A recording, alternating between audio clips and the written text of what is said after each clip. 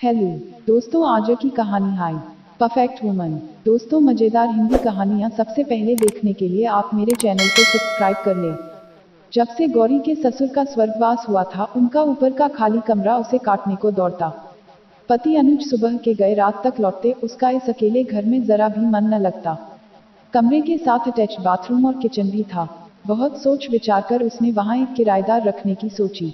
वैसे भी नोएडा के उस कमर्शियल एरिया में ऐसे कमरों के लिए बहुत ऊंचे किराए मिल रहे थे, अतः उसने कॉलोनी के किराना स्टोर पर एडवर्टाइजमेंट लगा दी। उसे ही पढ़कर पाखी आई थी। मुंह में च्युइंगम, चुस्त आधुनिक लिबास, हाई हील्स की सैंडल और इधर उधर दौड़ती लापरवाह सी नजरें। बिल्कुल बिंदास। किसी मल्टीनेशनल कंपनी में एग्जीक्यूटिव थी। देखिए, मेरी शिफ्ट्स में ड्यूटी रहती है। वर्किंग ओवर भी फिक्स नहीं है, सो रात को अक्सर लेट भी हो जाता है। यदि आप लोगों को इस बात पर आपत्ति है तो पहले से ही बता दें। पिछली जगह जहां रहती थी, उन्हें मेरे देरी से आने पर प्रॉब्लम थी। You know this middle class mentality लड़की के लेट आने को सीधे कैरेक्टर से जोड़ते हैं, पाखी आंखें चढ़ाते हुए बोली। गौरी के कान खड़े हुए। वैसे भी पाखी गौरी की उपस्थिति लगभग नकारते हुए सारी बात अनुज से ही कर रही थी, और ये बात उन्हें जरा भी अच्छी नहीं लग रही थी, जैसे वो बात करने लायक ही न हो, जबकि उसके हिसाब से तो लड़की होने के नाते पाखी को घर संबंधी सभी पूछताछ उनसे ही करनी चाहिए थी। नहीं नहीं, हमें कोई प्रॉब्लम नहीं है। वैसे भी ऊपर का अलग एंट्रेंस है। मुझे अपनी कार के लिए पार्किंग अरेंजमेंट भी चाहिए। मैं उसके लिए एक्स्ट्रा पे करने को तैयार हूँ, पाखी बेपरवाही से बोली। गौरी के भीतर स्वसंवाद चल रहे थे। वो पैसे का बड़ा रौब है, इसे अकेली रहती है, देर से घर लौटती है, पिद्दी भर की छोकरी और अभी कार में चलती है। ऊपर से तेवर देखो। पता नहीं अनुज क्यों तेज तर्रार लड़की से इतने अच्छे से बात कर रहे हैं। चलता क्यों नहीं कर देते। वैसे भी ऐसी लड़की के रहने से मेरी चिंता कम नहीं होगी, बल्कि बढ़ेगी ही। हमारे पास तो टू व्हीलर है, हमारी पार्किंग में ही गाड़ी पार्क हो जाएगी। रूम के साथ किचन भी है। वेल, उसकी मुझे ज़रूरत नहीं, मुझे कुकिंग नहीं आती, मैं बाहर ही खाती हूँ। कैसी लड़की है, इतनी बड़ी हो गई है, लेकिन कुछ पकाना नहीं आता।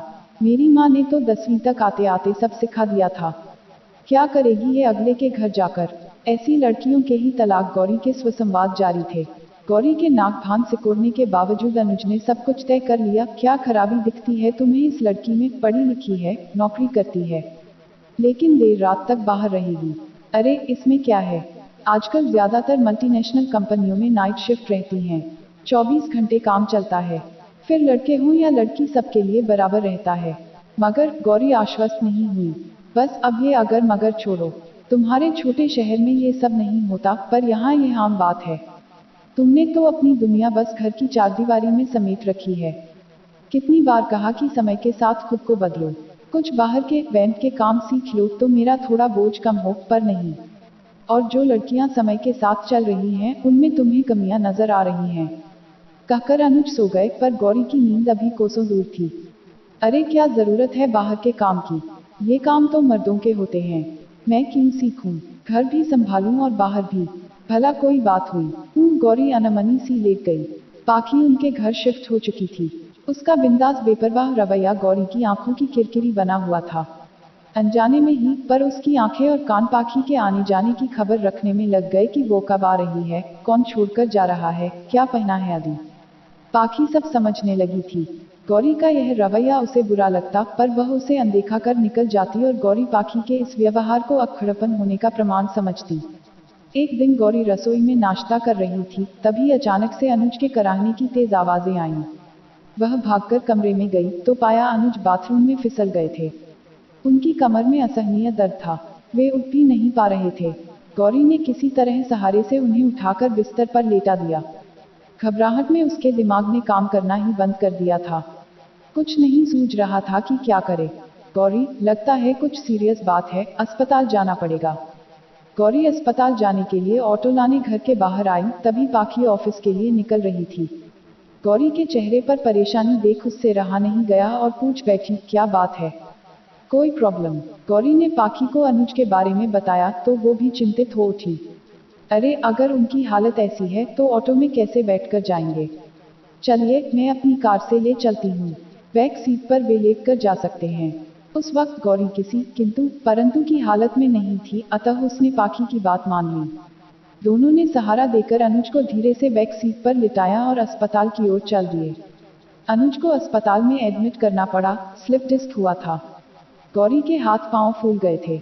उसे तो ठीक से फॉर्म भरना भी नहीं आता था। हॉस्पिटल की सारी फॉर्मेलिटीज पाखी ही निपटा रही थी। घर के किसी बड़े जिम्मेदार व्यक्ति की तरह उसने बड़ी ही कुशलता से स्थिति संभाली। जब पेमेंट करने की बात आई तो गौरी को याद आया कि जल्दबाजी में वह घर से अधिक पैसे लेकर नहीं चली थी। उसने घर जाकर पैसे लाने की बात की तो पाखी बोली, घर जाने की कोई जरूरत नहीं है, आप टेंशन मत लीजिए, अभी मैं अपने डेबिट कार्ड से पेमेंट कर देती हूँ और बाहर लगे एटीएम से आपको कुछ एक्स्ट्रा पैसे भी लाकर दे देती हूँ, आपके काम आएंगे। गौरी निरुत्तर खड़ी रही और पाखी सारे अरेंजमेंट्स करती रही। कहाँ कैंटीन है, कहाँ फार्मेसी है, फिर सब कुछ गौरी को समझाकर शाम को वापस आने की कहकर वो ऑफिस के लिए निकल गई।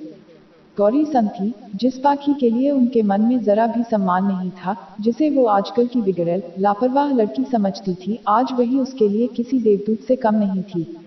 कितनी कुशल, जिम्मेदार, शांत और विनम्र।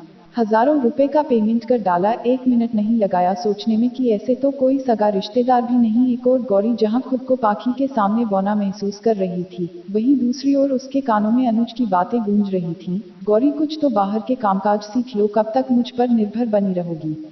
बैंक की छोड़ो, तुम्हें एटीएम तक ऑपरेट करना नहीं आता, कम से कम घर बैठी इंटरनेट ही सीख लो।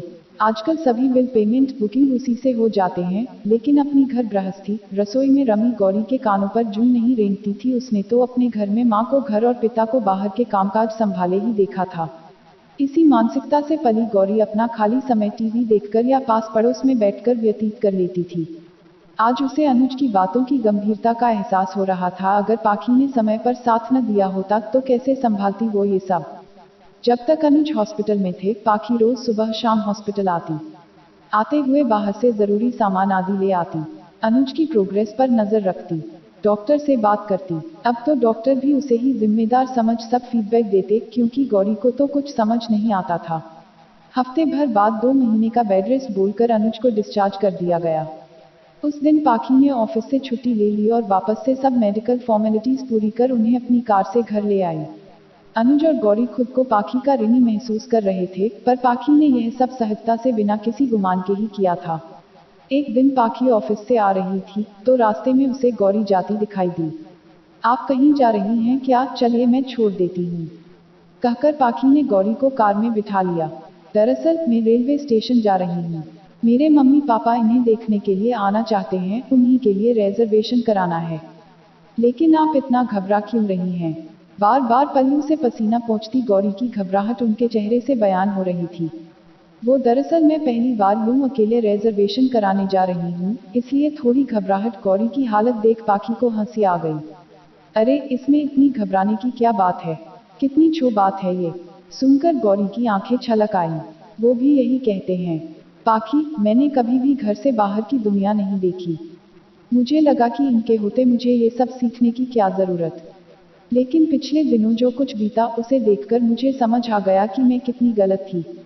आजकल के एकल परिवार के दौर में एक हाउसवाइफ की जिम्मेदारी सिर्फ घर बैठकर रसोई संभालने से ही पूरी नहीं हो जाती, उसे बाहर के काम भी आने उतने ही जरूरी हैं जितने घर के। अब ये बेड रेस्ट पर हैं, घर की गाड़ी थम गई है। आज मैं खुद को बेहद असहाय, हीन और असफल महसूस कर रही हूँ, क्योंकि पढ़ी लिखी होकर भी मैं तुम्हारी तरह बाहर के कामकाज नहीं कर सकती। इतना सुनते ही पाखी ने गाड़ी के ब्रेक लगा दिए और यू टर्न लेकर घर की ओर जाने लगी। अरे कहाँ जा रही हो, मुझे रिजर्वेशन उसी के लिए जा रहे हैं। देखिए, जिस काम के लिए आप रेलवे स्टेशन जा रही हैं, वो काम घर बैठकर इंटरनेट के माध्यम से भी किया जा सकता है, और वो भी बिना लाइन में लगे। और ये काम आज आप ही करेंगी क्या? गौरी की आंखें चौड़ी हो गई। मगर मुझको कुछ नहीं आता। देखिए, आज से मैं आपको धीरे धीरे इस तरह के बाहर के सभी काम सिखा दूंगी, जिससे आपको कभी भी खुद को हीन या असफल नहीं समझना पड़ेगा। लेकिन इसके लिए मेरी एक शर्त है। वो क्या? आपको याद होगा कि मैं पिछले महीने कुछ दिनों के लिए घर गई थी। दरअसल मेरी सगाई हो गई है, शादी अगले साल होगी। अब मुझे यह सोचकर पसीने आ रहे हैं कि शादी के बाद मैं घर कैसे संभालूंगी। कभी कुछ नहीं सीखा और बिना कुछ सीखे जाने शादी कर ली, तो मैं भी आपकी ही तरह खुद को हीन या असफल समझने लग जाऊंगी। तो बस यही शर्त है, धीरे धीरे आप मुझे थोड़ा बहुत घर और किचन के ज़रूरी काम सिखा दीजिए और मैं आपको बाहर के, इस तरह हम दोनों हो जाएंगे परफेक्ट वुमन। पाखी ने हाथों से माधुरी दीक्षित के स्टाइल में इशारा कर कहा, तो गौरी की हंसी फूट पड़ी। सीखने सिखाने का जो सिलसिला उस दिन से जारी हुआ, वो आज तक कायम है। अब उस घर में एक गृहिणी और एक वर्किंग वुमन नहीं, बल्कि दो परफेक्ट वुमन रहती हैं।